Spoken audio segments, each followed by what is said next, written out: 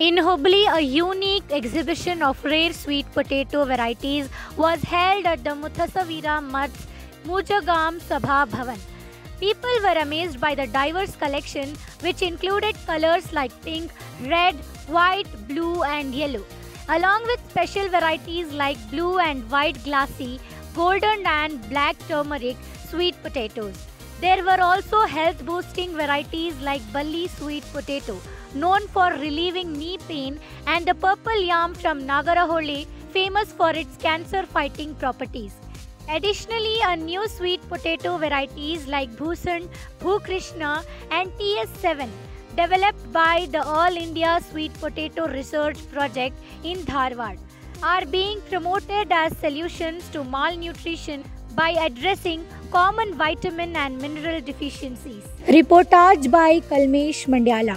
ನಾವು ನಮ್ಮದು 1 ಎಕರೆ 10 ಗುಂಟೆ ಜಾಗದಲ್ಲಿ ನಾವು ಎಲ್ಲ ಸಮಗ್ರ ಸಾವಯವ ಕೃಷಿಯನ್ನು ಮಾಡ್ತಾ ಇದ್ದೀವಿ. ಅದರ ಜೊತೆಗೆ 2021ನೇ ಇಸ್ವಿಯಿಂದ ನಾವು ಇದು ಜೋಯಿಡಾ ಮೇಳಕ್ಕೆ ಹೋಗಿದ್ವಿ. ಅಲ್ಲಿ ಸಹಜ ಸಮೃದ್ಧ ಸಂಸ್ಥೆ ಅವರು ನಮ್ಮನ್ನ ಒಂದು ತರಬೇತಿಗೆ ಕರ್ಕೊಂಡು ಹೋಗಿದ್ರು. ಅಲ್ಲಿ ನಾವು ಒಂದಿಷ್ಟು ಗೆಡ್ಡೆಗಳನ್ನು ನಮ್ಮ ಹೊಲದಲ್ಲಿ ಬೆಳಿಬೇಕು ಅಂತ ಇಷ್ಟು ಗೆಡ್ಡೆಗಳನ್ನು ತೊಗೊಂಬಂದು ನಮ್ಮದು 1 ಎಕರೆ ಜಾಗದಲ್ಲಿ ಒಂದು ಸಣ್ಣ ಒಂದು 1/4 ಗುಂಟೆಯಲ್ಲಿ ನಾವು ಅದನ್ನು ಪ್ರಯೋಗ ಮಾಡಿದ್ವಿ. ಅದು ಎಲ್ಲ ಜಾತಿಯ ಗೆಣಸುಗಳು ನಮ್ಮ ಭೂಮಿಯಲ್ಲಿ ಅದು ಬೆಳೀತಿತ್ತಂತ ಗೊತ್ತಾಗಿ ನಾವು ಈಗ ಸುಮಾರು ಒಂದು 20-25 ಗುಂಟೆ ಜಾಗದಲ್ಲಿ ಎಲ್ಲ ಒಂದು ಗೆಡ್ಡೆ ಗೆಣಸುಗಳ ವೈವಿಧ್ಯಮಯ ತಾಕುಗಳನ್ನು ನಾವು ಮಾಡ್ಕೊಂಡಿದ್ದೀವಿ. ನಾವು ಮೊದಲೇ ವೈಯಕ್ತಿಕವಾಗಿ ಬೆಳೀತಾ ಇದ್ವಿ.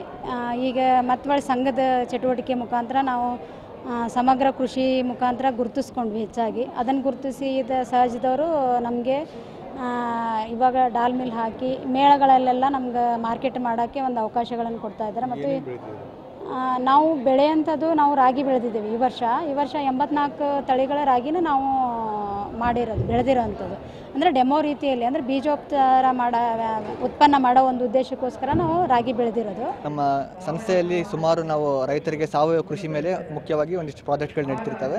ಸೊ ಅಂಥ ಒಂದು ಪ್ರಾಜೆಕ್ಟಲ್ಲಿ ಕ್ರಾಪ್ ಫಾರ್ ಸಿಟಿ ಅಂತೇಳಿ ಒಂದು ನಮ್ಮ ಪ್ರಾಜೆಕ್ಟ್ ಇದೆ. ಸೊ ಅದರಲ್ಲಿ ನಾವೇನು ಮಾಡ್ತೀವಿ ಅಂದರೆ ಈ ಥರ ನಿರ್ಲಕ್ಷಿತ ಬೆಳೆಗಳು ಅಂದರೆ ನಮ್ಮ ಮಿಲೆಟ್ಸ್ ಆಗಿರ್ಬೋದು, ಸಿರಿಧಾನ್ಯಗಳಾಗಿರ್ಬೋದು, ಗಡ್ಡೆ ಗೆಣಸುಗಳಾಗಿರ್ಬೋದು, ಈ ಥರದನ್ನೆಲ್ಲ ಕೆಲಸ ಮಾಡ್ತೀವಿ.